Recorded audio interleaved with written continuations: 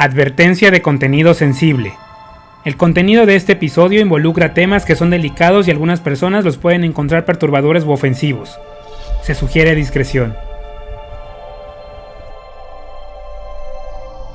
Hablar de desapariciones en México es delicado pero necesario.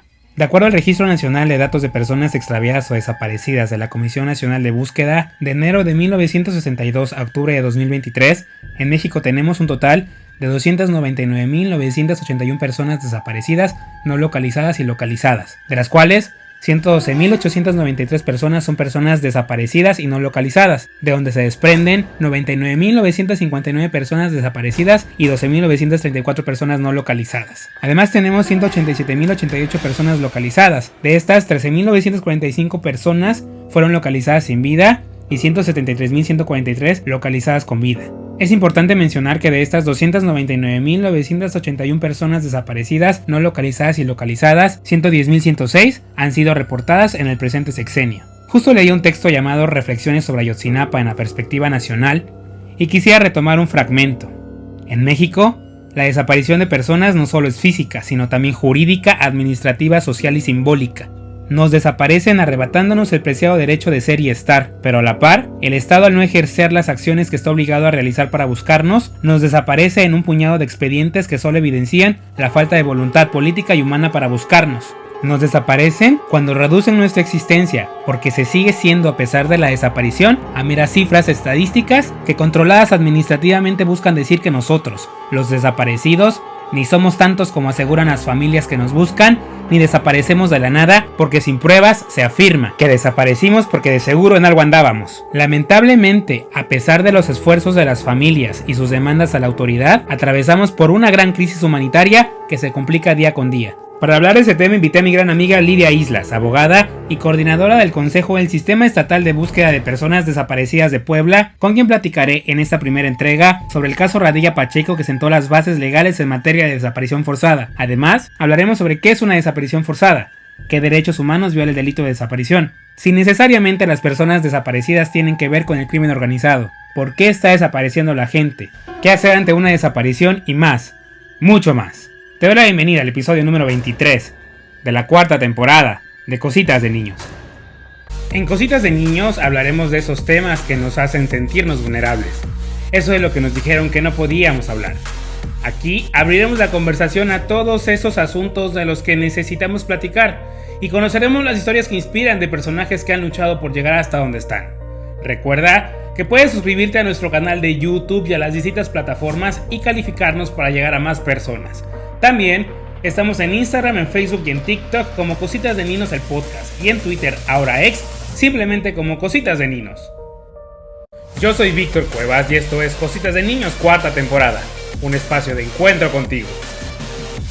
Soy bienvenida a este episodio de Cositas de Niños y hoy vamos a tocar un tema, bueno, antes que nada, tengo una invitadaza muy grande que hace una labor brutal, una labor que aquí entre nos, yo no sé si podría hacer, porque necesitas tener unas pelotas muy grandes para hacerlo. Y pues creo que ya no necesitas más introducción porque pues vamos a ir conociendo tu labor, Lidia. Bienvenida a Cositas de Niños. Hola, muchas gracias. Me da mucho gusto que me hayas invitado a tu programa. De hecho, a mí me entusiasma poder compartir un poco acerca de mi causa.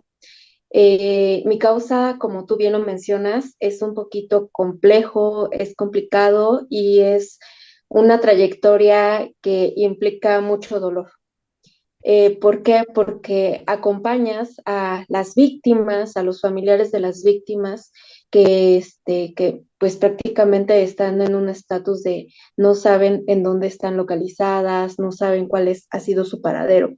Entonces es una labor muy ardua, pero no es imposible. Estamos haciendo cambios y estamos contribuyendo para que el día de mañana el delito de la desaparición forzada y la desaparición cometida por particulares, pues de alguna manera disminuya en su impunidad. Sí, es un tema muy duro, como bien lo dijiste, ¿no? Impregnado de dolor. Y es un tema muy necesario, por eso decidimos abordarlo en este espacio. porque hoy más que nunca esta situación está muy vigente, lamentablemente, y pues es necesario conocer qué está pasando, por qué está pasando. Si en algún momento el destino no lo quiera, enfrentamos algo similar, cómo responder, a quién acudir, saber qué hacer. Y pues para iniciar, valdría la pena pues tener un contexto de las primeras desapariciones en México y creo que un tema básico de todo abogado que la vemos en nuestra materia de derechos humanos es el caso Radilla Pacheco. ¿Qué pasó ahí? ¿Qué pasó con la corte? ¿Qué pasó con México?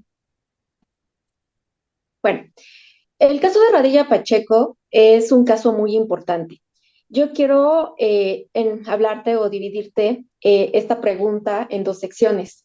En la primera, hablar acerca de la vida de Radilla Pacheco, porque considero que es muy importante. Y la segunda, el impacto que tiene la desaparición de Radilla Pacheco en nuestra legislación. Porque si bien es cierto, la Corte se pronuncia y condena al Estado mexicano por la desaparición forzada de Radilla Pacheco, pero ¿cuál es la relevancia de esa desaparición? Entonces, vamos a ver algo muy relevante que tiene que ver con el artículo 1 constitucional y cómo fue bajando a nuestra legislación mexicana. Bueno, ahora, ¿qué tiene que ver con la primera parte? De lo que podemos decir de Radilla Pacheco es de que él tenía una vida política muy activa dentro de Atoyac de Álvarez, del estado de Guerrero. Él era un campesino que le gustaba ayudar a su comunidad y de alguna manera siempre terminaba apoyando. Una de las características de Rosendo Radilla Pacheco es de que él componía corridos. Entonces, algo que sí suena mucho, dices, bueno, la desaparición de Radilla Pacheco, pero él expresaba su forma de estar en desacuerdo, por ejemplo, en el aspecto político, porque estaban en contra de los campesinos, en contra de los obreros, en las cuestiones laborales, era a través de la expresión musical popular mexicana. Entonces, a través de sus versos, él contaba las luchas de los campesinos y los aspectos sociales que estaban viviendo en su época. Ahora, eso es muy importante porque ya lo tenían ubicado. Entonces, en cierta ocasión, que él se está trasladando con su hijo de 11 años, cuando estaba viajando en un autobús, hay un retén. Y en ese retén, lo detienen, hacen una revisión y entonces lo ubican y dicen, él es Radilla Pacheco. Cuando lo ubican, Radilla Pacheco habla con los militares y él les menciona, ¿sabe qué? Dejen en mi libertad a mi hijo, no se lo lleven, yo voy con ustedes, porque iba acompañado con este niño de 11 años. Entonces, la detención del señor Radilla Pacheco, donde fue el último lugar o a donde lo llevaron y a donde ahí quedó, fue en el cuartel militar de Atoya de Álvarez. Entonces, decían que todas las personas que eran desaparecidas por el ejército eran llevadas al cuartel militar. Entonces, un dato muy importante de que yo te estoy hablando del año de 1974, cuando sucede esto específicamente. Esto ocurrió, pero hay algo, un dato muy relevante que desaparecieron, esto ya no es dato público, que cuando estaban realizando una revisión de los desaparecidos y demás, hicieron una búsqueda exhaustiva en este cuartel militar. Y resulta que dicen, no encontramos nada, cuando todos sabían que las personas desaparecidas eran enterradas en el lugar. Cuando no eran enterradas en ese lugar, eran enviadas a Acapulco. Y en Acapulco las personas eran subidas en los aviones, en los helicópteros de los militares y eran arrojadas al mar. Estas personas en la parte de sus pies les colocaban cemento. Eran sus zapatos de cemento. Esto era para que las personas no flotaban. Y era una forma de desaparecer a la gente. Pero entonces dicen que hubo testigos en donde el señor Radilla Pacheco se quedó específicamente en este lugar y ya no lo vieron salir. Algo también muy interesante es de que de aquí se derivó un expediente denominado Varios. Ese expediente narra la historia específicamente de Radilla Pacheco también, y de alguna manera nos dice que el cuartel militar en donde quedó fue específicamente en este. Ahora, cuando se detiene, la familia de Radilla Pacheco empieza su búsqueda. El niño regresa a su casa y narra toda la situación. Dice, el ejército se llevó a mi papá, la esposa en ese tiempo fue a la búsqueda del cuartel, lo estuvieron negando, dijeron que no estaba, estuvieron preguntando con personas que se localizaban dentro de este cuartel y dijeron, yo sí lo vi, yo sí lo escuché porque estaba cantando su corrido y estaba dentro del cuartel. Entonces, de ahí empezaron a negar una serie de información. Todo lo que decían ellos es, no lo vimos, no supimos nada de él, no hay características, toda esta serie de circunstancias que se vinieron generando. Ahora, la familia Radilla Pacheco fue al Ministerio Público de la localidad. Todo el tiempo, de alguna manera, ellos fueron a poner su denuncia. Pero algo muy interesante que ocurrió es que cuando ellos ponían la denuncia, pues el Ministerio Público les decía, pero ¿qué delito vas a denunciar? ¿Por qué? ¿Desaparición? La desaparición no existe. ¿Es homicidio? ¿Dónde está el cuerpo del delito? Entonces, una serie de circunstancias que se venían dando cuando ellos iban al Ministerio Público, les negaban, les pedían el cuerpo del delito, les pedían pruebas a los familiares y prácticamente esto se alargó de 1974 a 2008. En 2008, esta situación del caso de Radilla Pacheco llega a la Corte Interamericana de Derechos Humanos. Y es entonces cuando hay una sentencia de la Corte Interamericana del caso de Radilla Pacheco contra los Estados Unidos mexicanos. Ahora, ¿cuáles son las características principales de esta sentencia? El Estado se declara como responsable de la violación de los derechos de la libertad personal, la integridad personal, el reconocimiento de la personalidad jurídica y a la vida. Esto pues consagrado en toda la Convención Americana de los Derechos Humanos y también algo muy importante en la Convención Interamericana sobre Desaparición de Personas. Esto en prejuicio de Rosendo Radilla Pacheco. Ahora, el Estado se hace responsable de la violación de los derechos humanos en contra del señor Radilla Pacheco.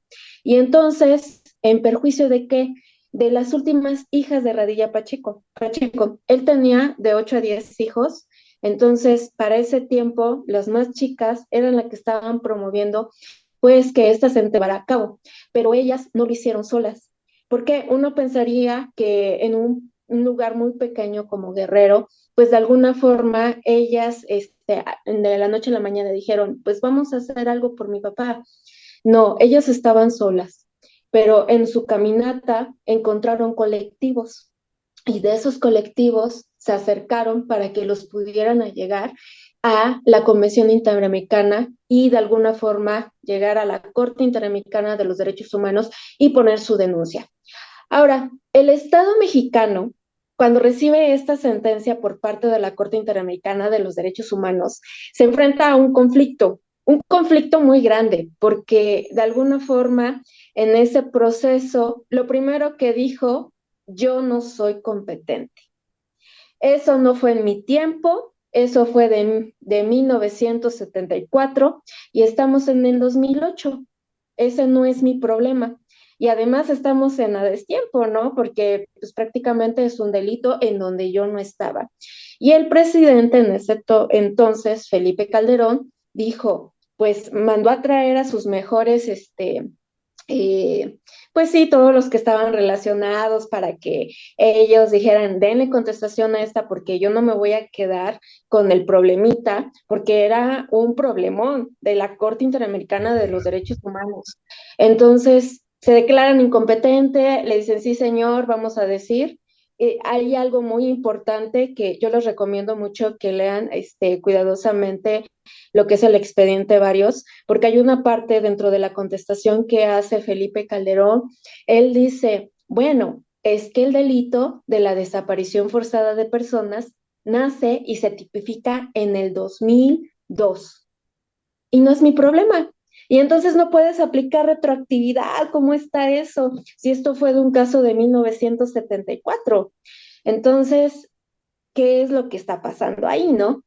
Ahora, esa es una de las tantas contestaciones en donde niegan, dicen de una manera sorprendentemente jurídicamente, contestan que el delito de la desaparición, que fue un fuero militar, que tal vez es un problema de ellos, que tiene que ver con el Código de Justicia Militar, pero no es así. Porque dentro de los análisis o dentro de lo que se estuvo realizando, pues los militares sí estuvieron implicados. Entonces, aquí había una situación muy grave. En el año de 1974 y posteriores, había militares que estaban haciendo funciones de seguridad pública por órdenes del presidente, de alguna forma que veían, no, pues es que iba a haber un golpe de Estado en Guerrero y que uno de los principales cabecillas dentro de este lugar era principalmente Radilla Pacheco. Entonces, el Estado empezó a negar todas estas situaciones, ¿no? En donde decían, no es mi culpa, es una situación que pues al Estado de México no me compete. Entonces, estas situaciones de alguna forma pues vulneraban aún más la situación de los derechos humanos de Radilla Pacheco. Ahora bien, esta situación del caso de Radilla Pacheco trae una transformación en materia legislativa. ¿Por qué? Porque a través de la Corte se solicitó que hubiera reformas en materia constitucional y legislativa, tanto en la materia de jurisdicción militar como en derechos humanos. Entonces, ¿qué solicitó la Corte? Primero, que se reformara el artículo 13 constitucional, que regulaba un fuero de guerra.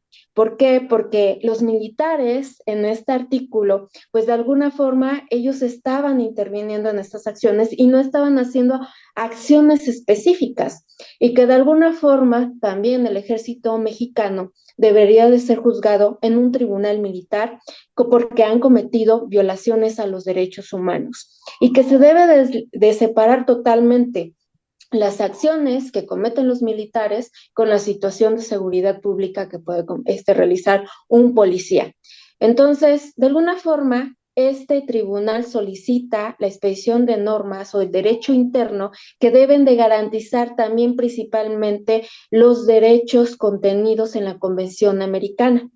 Entonces, la obligación por parte del Estado y de todo era que se tenía que modificar completamente la Constitución y reconocer ampliamente los derechos de las personas, los derechos humanos. Entonces, es de ahí la relevancia del caso Radilla Pacheco. ¿Por qué? Porque al suceder la desaparición, al ser conocido como un delito de lesa humanidad y gracias a que hubo reformas en esta materia, pues se pudo hoy tener que hay una modificación en el artículo 1, en el artículo 3, 13, en el artículo 33, todos que van alineados a los tratados internacionales y para la protección de los derechos humanos de las personas desaparecidas. No, y que en general esto sirve de antecedente también para las siguientes reformas que hubo donde ya se incluyeron los derechos humanos como tal en la Constitución. Y bueno, afortunadamente, digo, a quienes estudiamos derecho, ves a tus maestros que dicen, no, es que ya, o sea, ya todos son derechos humanos. Pues sí, o sea, que antes no se tomaban tan en cuenta no significa que haya estado bien. Y si tienes que tomar ahora en cuenta los derechos humanos y ser un poco más como preparado, oculto al respecto, pues sorry, ¿no? O sea, tiene que ser así. Y justamente creo que una muy buena forma de iniciar este episodio, porque este caso, y reitero, para todos los abogados, es vital en materia de derechos humanos y en materia de desaparición es también muy importante para entender pues todo el proceso que hemos llevado a lo largo de los años en esta materia. Y vamos a empezar a desmenuzar el tema. ¿Qué es la libertad personal, Lidia? Bueno, la libertad personal es un tema muy importante. ¿Por qué? Porque desde la perspectiva de la libertad física, es decir, que tiene que ver con la libertad de movimiento, la Corte Interamericana de los Derechos Humanos ha dado un contenido muy amplio cuando habla acerca de la libertad personal. ¿Por qué? Y esto ocurre de manera general porque dice, una persona tiene derecho a la libertad y a la seguridad personal. Entonces, de una manera específica, es aquella persona que puede realizar pues ciertas actividades sin que se le moleste o que sin sea detenido por una situación o que se le hayan formulado ciertos cargos o hay una situación en donde hay una prisión preventiva, que eso es algo también muy importante. Entonces, es esa capacidad que tiene la persona para realizar ciertas actividades sin que se le moleste en su seguridad. Y todo este preámbulo está también contenido dentro de la Convención Americana. No solamente decir, bueno, es una situación que va ligada pues únicamente con la desaparición, no. La desaparición forzada de personas sí nace con el marco jurídico de los derechos humanos, igual, pero desde antes ya se consideraba también la libertad de la persona como un derecho básico con sus propios atributos de personas y que se proyecta en la Convención Americana. Y en ese sentido, ahora nos vamos del otro lado. ¿Qué es una persona desaparecida? Bueno, una persona desaparecida es cuando se desconoce su paradero o se presume que no se sabe en dónde se puede localizar. Entonces, una persona desaparecida, de acuerdo, pues es una ausencia prolongada y se presume que hay algún tipo de una comisión de algún delito. Entonces, esa va a ser la característica peculiar cuando se habla de una persona desaparecida, que esta está totalmente, se desconoce su paradero, pero ya se está presumiendo, de acuerdo a su contexto, que hay una comisión de algún tipo de delito. ¿Existe un derecho a ser buscado? Mira, esto es lo que tú preguntas, es muy relevante. Porque de acuerdo a los principios rectores y las obligaciones de la Ley General de Materia de Desaparición, pues dice que sí, son importantes estos principios y uno de ellos es hacer buscado. Pero esto no es algo que esté dentro de la Convención en contra de la desaparición de personas, no está a nivel internacional, simplemente hablan desde la postura del delincuente y no necesariamente desde la protección de las víctimas o de los familiares de las víctimas. Entonces, aquí algo que sí se celebra es que gracias a los principios rectores en que se hace la Ley General en materia de desaparición, sí contempla un derecho a ser buscado. Ahora, hay legisladores que en algunos estados están promoviendo para que esto baje a nivel constitucional. Entonces, hay lugares en donde dicen, ¿sabes qué? Tenemos que modificar el artículo 17 constitucional para que de alguna forma se ponga ya a nivel constitucional que debe de existir un derecho a ser buscado y sobre todo que sea de carácter urgente. Sin embargo, todavía esto no se ha concretizado. Entonces, a nivel constitucional todavía no ha bajado, ha habido intentos para que exista este derecho. Ahora, existe, por ejemplo, dentro de los protocolos, donde se menciona, donde dice que se reconoce el derecho a ser buscado. Este derecho a ser buscado no solamente implica a la localización de la persona, sino también a la búsqueda urgente y la búsqueda en vida. ¿Por qué? Porque se pensaría que al desaparecer una persona, lo primero que nosotros estamos pensando es de que pues está muerta. Entonces estamos buscando pues a una víctima de un homicidio, pero no. Una de las características o lo que lo hace diferente es que cuando se está buscando una persona desaparecida es que la autoridad debe de tener esa certeza de que se está buscando a una persona viva. Si no tienes la certeza, aún así, continuar buscando, ¿no? O sea, aunque ya presumas que esté muerta, seguir buscando, ¿no? Hasta encontrar un cadáver. Claro que sí, mira, no solamente hay algo muy importante cuando se realiza la búsqueda, se hace un estudio de contexto, se hace un plan de búsqueda, se hace un plan de investigación y dentro de ese contexto se determina cómo se debe de localizar a la persona. Muchas veces en ese análisis determina o vota que probablemente la persona a lo mejor perdió la vida. Entonces, la autoridad está obligada también a buscar esos restos, porque no puede decir, bueno, desapareció una persona y ya no le podemos dar cabida a seguir buscándola, ¿no? Porque a lo mejor ya la mataron. Aunque déjame decirte que estando en este siglo con las leyes un poquito más avanzadas, las autoridades todavía tienen esa idea, porque deben de buscar una persona que está muerta. Sí, lamentablemente, pues como abogados, por un lado, pero también como ciudadanos sabemos que una cosa es lo que dice la ley y otra cosa es cómo se ejecuta la ley. Y ahí sí hay un lapso enorme y lamentablemente la falta de empatía de la autoridad muchas veces nos termina jodiendo a todos. Y en ese sentido, hablando de personas desaparecidas, hay tres conceptos importantes que diferenciar. Uno, la desaparición de personas, otra, la privación de la libertad física y otra, la privación de la libertad en su modalidad de secuestro. ¿Qué diferencia hay entre cada uno? Esto es muy importante que lo menciones porque normalmente las personas tienden a confundir estas definiciones, ¿no? Dicen, no, pues a lo mejor soy víctima, mi hijo, mi familiar es víctima de secuestro o tal vez está privado de la libertad, pero esto es totalmente diferente. Una persona yo quiero partir de la definición de qué es una persona privada de la libertad física. Es cuando este delito se caracteriza por la retención de la persona y esta se hace sin su consentimiento. Entonces es un derecho ilegal de tener una persona retenida y no está solicitando nada. Simplemente la persona agarra, la encierra en un lugar y la mantiene ahí. Entonces ahí estamos hablando de una privación de libertad física. Ahora, cuando estamos hablando de secuestro, es cuando existen estas mismas características, pero el victimario está solicitando algún bien o algún cambio monetario por esta situación. Cabe destacar que también no solamente se puede presentar este tipo de secuestro, también incluso decían, es que también hay secuestros virtuales. ¿Por qué? Y dicen, bueno, es lo mismo un secuestro con un secuestro virtual. Es una situación de estrategia en donde los victimarios estudian también a la víctima que de alguna forma hacen que, por ejemplo, apague su celular. Y mientras están distrayendo a la víctima, ellos están comunicando con los familiares de la víctima y le están diciendo, tu familiar está secuestrado.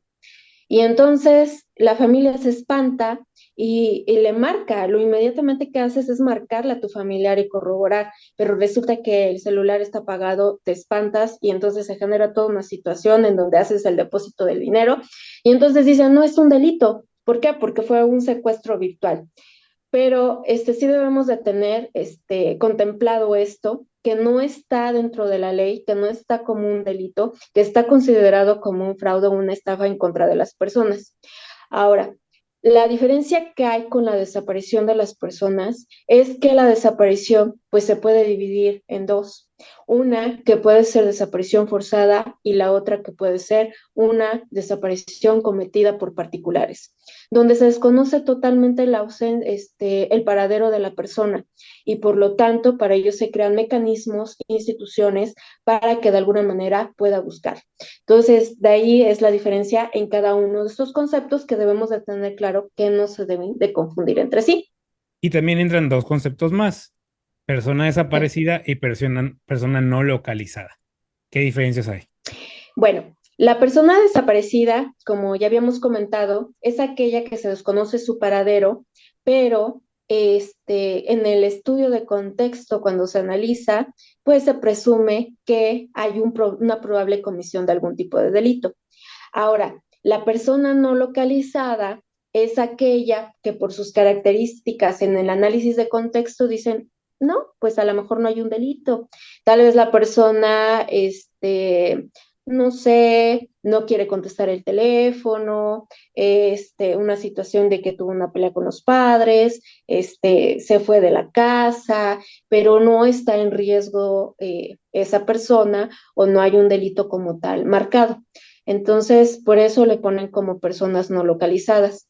Estas clasificaciones están contenidas en el rependo. El rependo es una base de datos que crea la Comisión Nacional de Búsqueda para contabilizar a todas las personas que están desaparecidas. Se nutre a nivel estatal, es decir, cada uno de los estados hace su aportación y dice, bueno, yo tuve tantas denuncias por desaparición, pero estas son consideradas delito, entonces sí son personas desaparecidas y estas son personas que pues presumo yo que son no localizadas. Pero esta concepción se basa principalmente en el análisis que hace la autoridad. Ahora, a nivel nacional existe un alto número de personas desaparecidas y no localizadas. La cifra es mayor, son 280,000 personas desaparecidas y no localizadas. Pero cuando hacen esta división, dicen, bueno, nada más 110,000 personas son las que están desaparecidas. Entonces, toda la mitad de esa población no las buscan. ¿Por qué? Porque presumen que no es un delito y que son no localizadas. Yo quiero compartirte algo muy importante que se quiere hacer aquí por parte del Estado de Puebla, es de que se quita esa división. Porque tú cuando divides una persona desaparecida y una persona no localizada, estás violando derechos humanos. Sí, pero Estás estás dando un clasificando. rango, como un rango de Sí, porque importancia, ¿no? estás diciendo, no, no es mi problema, son personas no localizadas, son ausencias voluntarias y yo me estoy lavando las manos como autoridad. Y me voy a preocupar por los 100,000 y tantos que están desaparecidos. Y voy a hacer como que los buscamos, porque hay algo muy importante que también nos enfrentamos, es a la simulación de las búsquedas que se hacen por parte de las instituciones. Entonces, más que nada es esa clasificación que nosotros encontramos en el rependo, pero también está dentro de nuestra legislación. Está contemplada dentro de nuestra ley general, dentro de nuestras leyes de búsqueda, en los protocolos de búsqueda, donde pues están todos estos diagramas de cómo se debe de realizar la búsqueda de cada uno. Pero la autoridad se va a enfocar pues más en los desaparecidos, lo va a hacer así, y menos en los no localizados. Pero no tenemos la certeza real de que esos no localizados realmente han sido, no han sido víctimas de algún tipo de delito. Y hablabas de desaparición forzada y desaparición por particulares también. ¿Cuál es la diferencia? Mira, la desaparición forzada es cometida específicamente por un servidor público. Ok. Entonces, esa va a ser pues la característica primordial, que para que haya una desaparición forzada debe de ser un servidor público. Y la desaparición cometida por particulares es algo que, por ejemplo, una persona, un civil, desaparece a una persona y no se ¿Crimen sabe más. organizado entra ahí? El crimen organizado, sí, llegan y desaparecen, pero ellos no están cometiendo desaparición forzada. Ahora, la desaparición forzada no solamente es por autoridades, que puedes decir por policías, ministerios públicos, también ha sido cometida por presidentes, que de alguna forma, si nosotros estudiamos un poquito la historia, en el análisis o en la reconstrucción sociohistórica de la desaparición forzada, por ejemplo, en el Cono Sur, la mayoría de los dictadores han desaparecido a las personas y tenemos casos que están documentados. Entonces, hay lugares, por ejemplo, en Guatemala, Elías Mon desapareció toda una etnia porque decía que ellos estaban en contra del Estado, pero lo que Claro. quería era quitarles sus tierras y desapareció a la cultura tzotzil, por ejemplo. Él decía que deberían de gobernar con una Biblia y con una metralleta en la otra mano. Y entonces desapareció. Él murió en su casa a los 100, casi a los 100 años de edad y prácticamente nunca fue juzgado por desaparición. Hubo un primer intento, pero debido a una situación de que no puedes, yo lo veo de esa manera, ningún militar ha sido llevado a una corte interamericana para ser juzgado por delitos de lesa humanidad. Entonces, debido a la situación por trámites administrativos, cuestiones legales, la persona sale libre y nunca se le condenó por crímenes de Estado. Y murió tranquilamente en su casa. Entonces, la diferencia es esa. También déjame comentarte que a nivel Estado, de 1960 al 2011, ¿cuántos años ha pasado? Y solamente alrededor de 5,000 casos se han acreditado a servidores públicos por desaparición forzada. O Chis. sea, de 200,000 y cacho asuntos de desapariciones, solamente 5,000 sí son acreditables a servidores públicos. Entonces, este es un aspecto muy grave porque de alguna forma están atentando en contra de los derechos humanos de las personas. Sí, definitivamente. Y mencionaste un poco al respecto hace rato, pero sí me gustaría como aterrizarlo ahorita aquí. ¿Qué derechos humanos se violan con el delito de desaparición?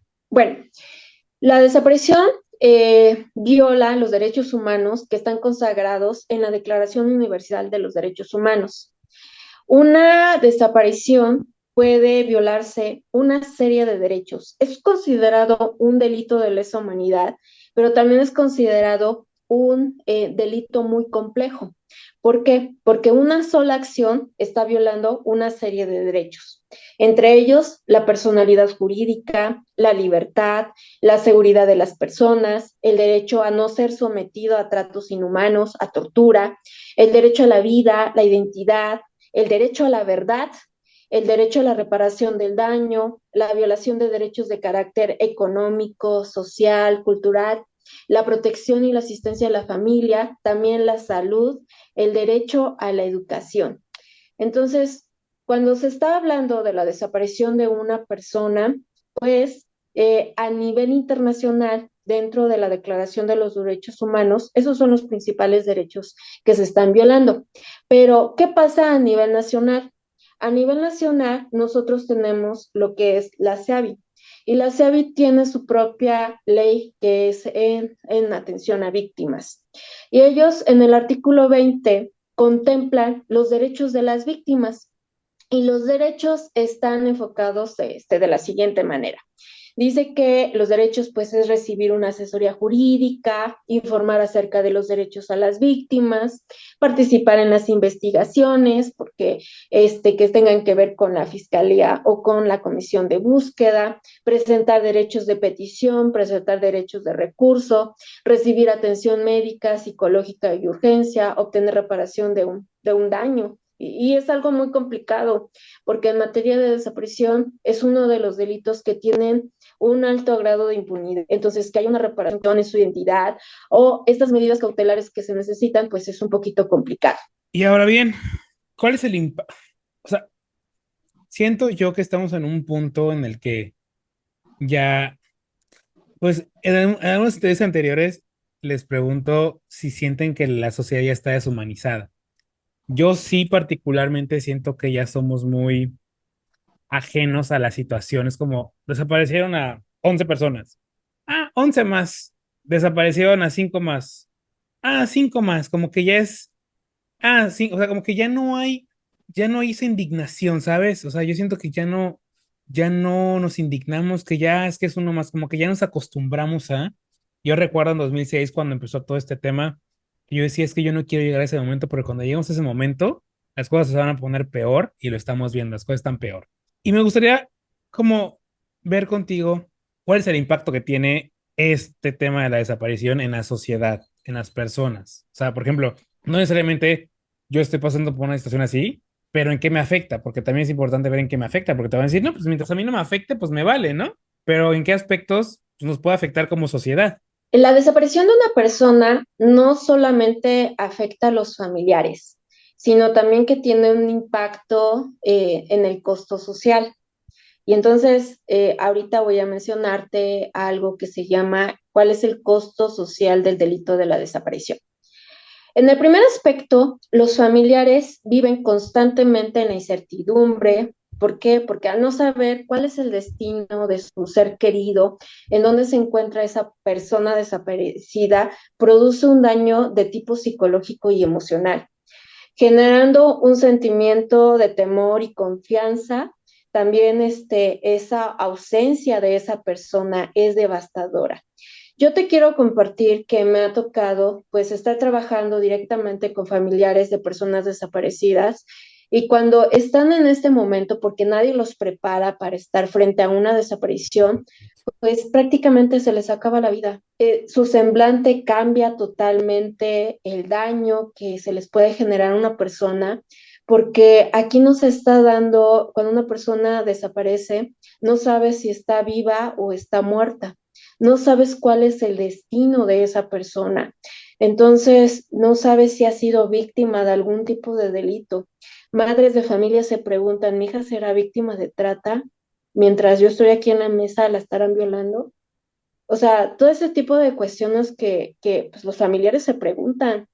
Hay muchos de ellos que se mueren sin saber cuál es la localidad de su familia. No saben si están muertos y necesitan vivir este proceso de encontrar a su familiar y si se tienen que encontrar sus restos, pues darle un cierre. Nosotros afortunadamente decimos, bueno, pues le podemos llevar una veladora o tener este ritual de la muerte que nosotros tenemos y decir, bueno, la persona está descansando en algún lugar, pero una persona desaparecida no es así. Entonces, afecta directamente su estabilidad emocional. ¿Por qué? Porque hay una irresolución, hay una falta de respuesta para localizar a una persona desaparecida. Ahora, los efectos del costo del delito impactan directamente a las familias económicamente, provocando vulnerabilidad para acceder a servicios básicos como la alimentación, la educación. En la desaparición de una persona se violan muchos derechos humanos, entonces el daño es sistemático. Las víctimas son privadas de su dignidad y también de sus derechos fundamentales, coartando la libertad de expresión, la participación política de las personas desaparecidas, inhibe el ejercicio de una ciudadanía plena, por ejemplo. Otro efecto que también es negativo es el ambiente de temor e inseguridad, minando la confianza en la ciudadanía. Porque uno revisa, yo estaba checando el día de ayer las estadísticas de personas desaparecidas y estaba pues checando, digo, bueno, ¿en cuál estado es en donde se producen más situaciones de personas desaparecidas? Y entonces, ahí me resalta, ¿no? Que Chihuahua, Monterrey, Michoacán, Jalisco. Y entonces, esa sensación en donde dices, bueno, pues yo no voy a ir a esos estados, me produce cierto temor porque pues también he visto documentales en donde las personas pues están desapareciendo y dicen, bueno, es que hay toque de queda, es que la delincuencia organizada es la que está controlando el lugar y entonces si tú sales de tu casa, pues prácticamente esto va a provocar que te desaparezcan, ¿no? Y eso provoca un segundo problema y es la actividad económica frente al miedo de la desaparición, porque no solamente estás afectando pues el hecho de que una persona ha desaparecido, sino que también dentro de ciertos lugares que nosotros conocemos como triángulos dorados o como triángulos rojos, que son lugares con un alto índice delictivo por la delincuencia organizada, tú decidas no invertir dentro de ese lugar. Entonces, existe unos efectos colaterales, porque ya hay una disminución de los ingresos de los locatarios, porque no es lo mismo que una persona de una tiendita venda ciertos productos y ahora decir, bueno, pues es que yo estoy dentro de una zona roja, van a venir a comprarme. Entonces, también están impactando en ese aspecto y también en el desarrollo empresarial, porque dices, bueno, yo no voy a poner un negocio, por ejemplo, en Chihuahua, porque pues, bueno, ¿qué me puedo esperar si a su gente la están desapareciendo? Pues también, pues de alguna forma que del pequeño inversionista o del inversionista, ¿qué es lo que le puede pasar? Entonces, el hecho de que una persona desaparezca no significa que solamente le haga daño directamente a la familia, sino que también el costo social del delito es muy alto y también afecta en la actividad económica de los lugares que son considerados, pues, de lugares que desaparecen a gente. Y en en todo este problema y esta serie de episodios justamente se han hecho con el propósito de romper muchos mitos, de romper muchas ideas que siento que no suman de nada a las circunstancias. Quisiera romper uno, que siempre les digo que le hago de abogado del diablo con estas preguntas, pero es que son preguntas y son temas que escuchas en la calle y que muchas personas lo tienen presente. En esta situación, muy influenciado por el discurso político, el discurso del gobernador, del presidente, del alcalde. Y es, todas las personas desaparecidas necesariamente son parte del crimen organizado. Mira, lo que mencionas es muy relevante y esto surgió principalmente o se desató en el periodo de Felipe Calderón.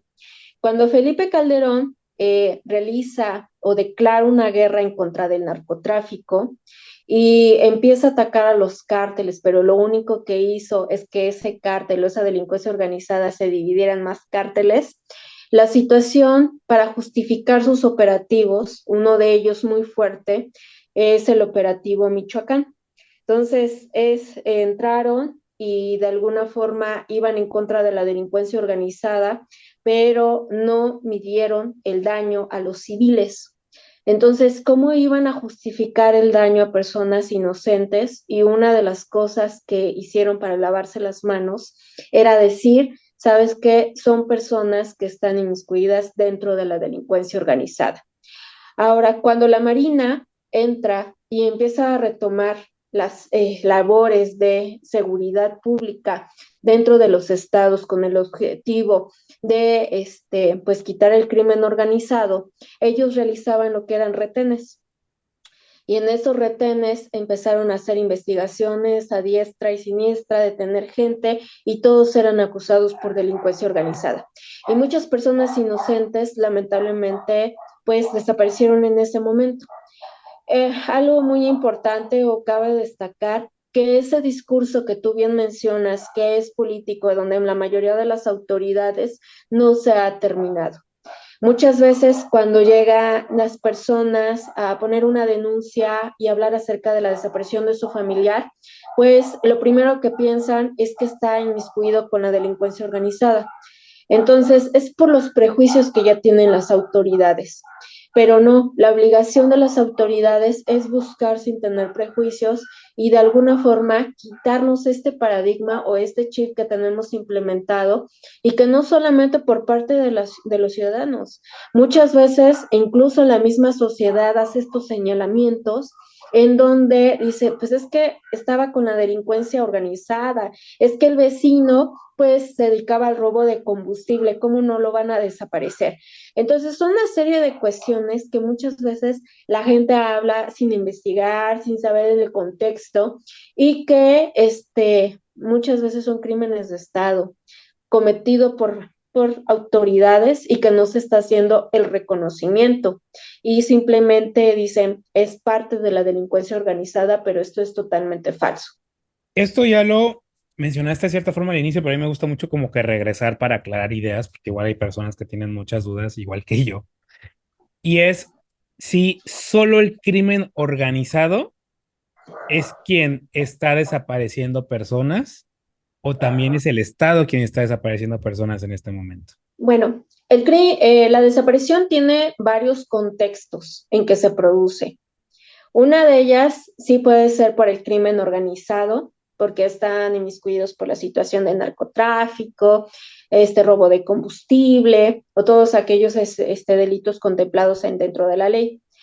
Otra situación es la desaparición forzada, que es la específicamente cometida por las autoridades. Una situación en donde la autoridad se siente amenazada por la víctima que dice que va a poner su denuncia porque se le han violado los derechos humanos. Otra situación a lo mejor que no le conviene a la misma autoridad para que hagan una denuncia en su contra y lo termina desapareciendo.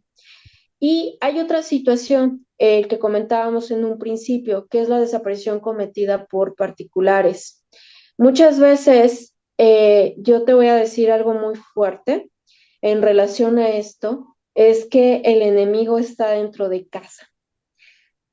Muchas de las personas que se encuentran desaparecidas son cometidos por sus parejas, por ejemplo, por sus amigos, o por se dan una situación en donde sin querer matan al amigo y lo terminan desapareciendo, terminan dejando el cuerpo, deshaciendo, entre algunas otras cuestiones.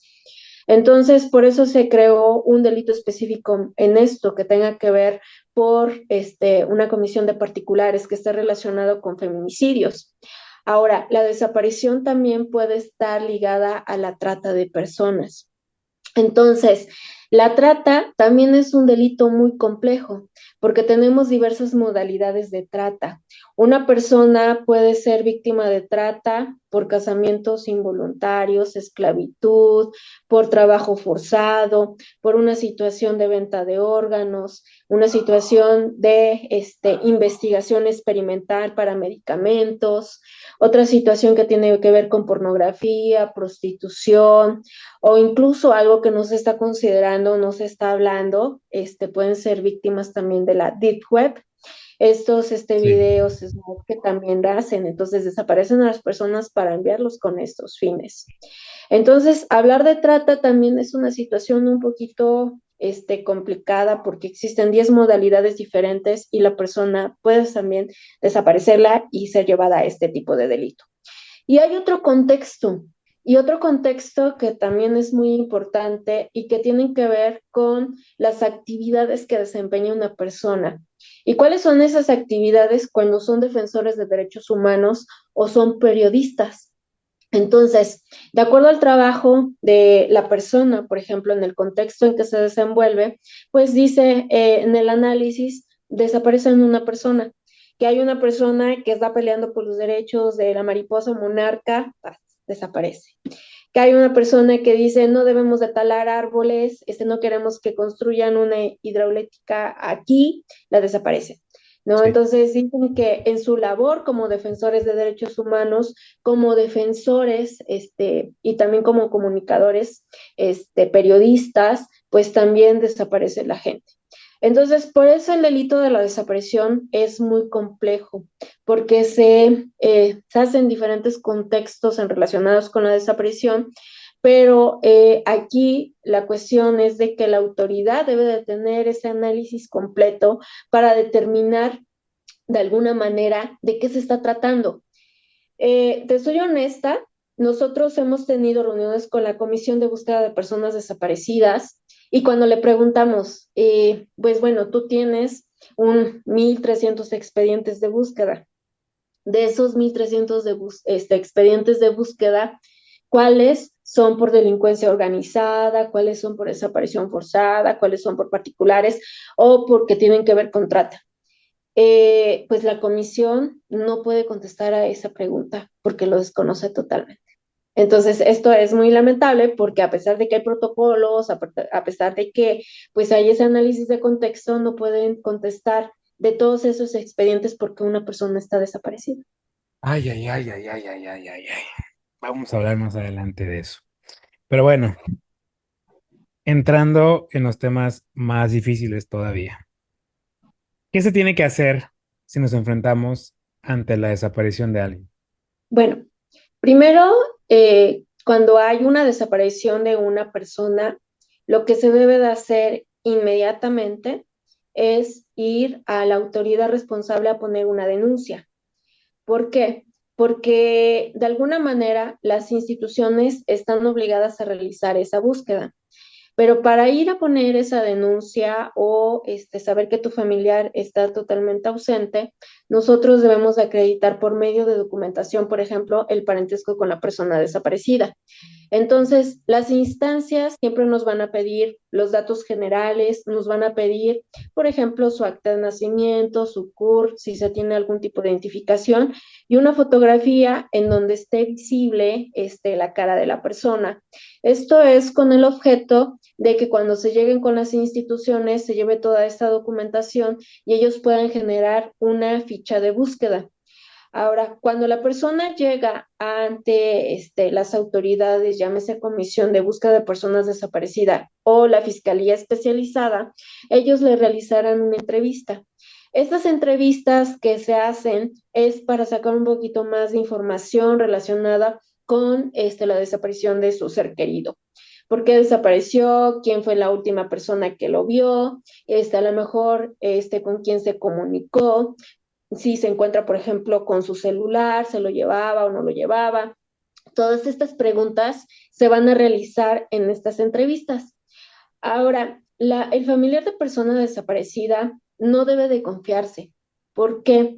Porque uno pensaría, y tienen una idea muy errónea, en donde hablar a Locatel, Locatel ya va a hacer todo. Eso no es cierto. Y por eso el desgaste relacionado con este delito, que no solamente tienes que ir a una comisión de búsqueda o a una fiscalía especializada. Tú también tienes que ir a comandancias, tienes que ir al servicio médico forense, tienes que ir al Cerezo y preguntar si no han detenido a tu familiar, porque esta labor, pues normalmente se le atribuye al familiar de la víctima, que está claro que no debería de ser así, que las instituciones se deberían de coordinar y decir, ¿sabes qué? Una persona, todas las personas que son autoridades primarias deberían de hacer la difusión e inmediatamente se debería de realizar esa búsqueda, pero realmente no. Entonces, el familiar de la persona desaparecida, pues de ahí viene su desgaste, que siempre debe de estar constantemente en las comisiones, en las fiscalías y de alguna manera estar preguntando. ¿Por qué debe de hacerlo de esa manera? Porque las autoridades muchas veces dicen, ¿sabes qué? Pues bueno, si no vienes a preguntar acerca de tu caso, yo no voy a hacer nada. Que esto no debería de pasar. ¿Por qué? Porque el delito de desaparición no es un delito, ay, no, pues ya te perdono y ya no va a pasar nada, ¿no? Es algo que se está cometiendo constantemente y que tú no puedes dejar de investigar o no puedes dejar de buscar. Entonces, esas son las cuestiones que normalmente hace la persona. Entonces, paso uno, buscar toda la documentación que acredite, pues, la información acerca de su familiar. Y paso dos, acudir a las instituciones que se crean pertinentes. Incluso hay situaciones en donde lamentablemente los familiares de las personas desaparecidas, ante la lentitud por parte de las autoridades, ellos generan sus propias fichas de búsqueda. Entonces colocan la foto de su familiar, colocan los datos personales, pero esto provoca que sean víctimas de estafa o víctimas de fraude. Por eso no es muy recomendable realizar fichas de búsqueda personales. Siempre es importante compartir los números que vienen por parte de la Comisión de Búsqueda de Personas Desaparecidas o por parte de la Fiscalía, para que de esta manera esos números son los que se vayan compartiendo y no seamos víctimas de delitos de este tipo. ¿Quién puede realizar como esta denuncia? O sea, ¿tengo que acreditar parentesco o cualquier persona puede ir y denunciar una desaparición? Mira, antes se consideraba que tenías que acreditar el parentesco. Decir, ¿sabes qué? Tiene que ser en línea directa, padre, madre y tal vez hermanos. Pero que tu primo, que tu amigo, eso no estaba incluido. Pero ya ha habido reformas dentro de los protocolos o en la legislación interna de cada una de las comisiones y de las fiscalías para que no sea así, porque resulta que también había casos en donde los familiares se deslindaban completamente, decían, ¿sabes qué? Si desapareció es su problema, a mí no me interesa. Y entonces se acercaban personas que eran completamente ajenas a la familia o que eran consanguíneos y decían, ¿sabes qué? Pues yo quiero poner mi reporte de denuncia. A lo mejor dice la concubina, dice, bueno, ¿por qué la concubina, no? Pero no. Entonces, cualquier persona que tenga un interés legítimo por buscar a una persona desaparecida puede poner su denuncia. Entonces, aquí lo importante es que cuando se vaya a poner la denuncia y que se tenga pues ya comunicación con el Ministerio Público, es que se contemple, decir, ¿sabes qué? ¿Quién puede solicitar copias? ¿Quién puede solicitar información relacionada con mi familiar desaparecido? Es que se coloque dentro de esa carpeta de investigación. Porque lo que pasa muchas veces es de que los familiares mueren. A lo mejor la mamá inició una carpeta de investigación y resulta que la familiar muere. Y entonces no coloco que otros familiares están interesados en el tema para realizar la búsqueda de la persona desaparecida. Por eso es importante que en la carpeta siempre se coloquen los nombres de las personas que están interesados, que no solamente sean familiares, sino también personas que quieren realizar esa búsqueda. Y ahora un tema vital, fundamental y que puede ser la diferencia en muchas cosas. Dicen por ahí las malas lenguas que tenemos un lapso para denunciar una desaparición que es de 48 a 72 horas. Yo tengo entendido que si el servidor público te pide eso, actualizamos el delito del artículo 39. ¿Qué es cierto hay en esto del lapso?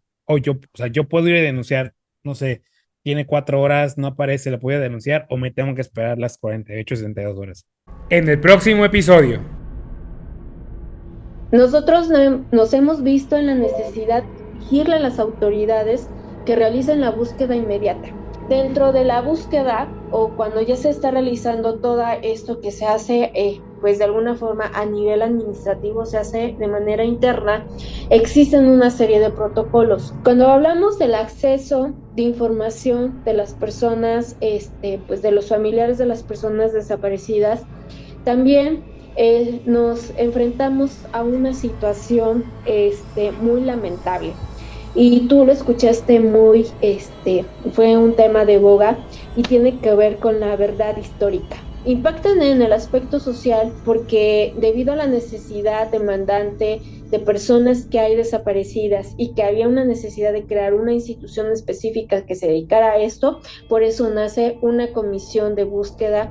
A mí lo que me ha costado mucho es sentar a las autoridades y sentar a los familiares de las personas desaparecidas y decir, estamos en un mismo objetivo, estamos en una misma línea, que es buscar a nuestros seres queridos. Gracias por acompañarme en este episodio. En el siguiente cierro mi conversación con Lidia. Una vez más te pido por favor que nos ayudes calificándonos con pulgar arriba o con 5 estrellas y compartas el episodio para que el mensaje llegue a más personas.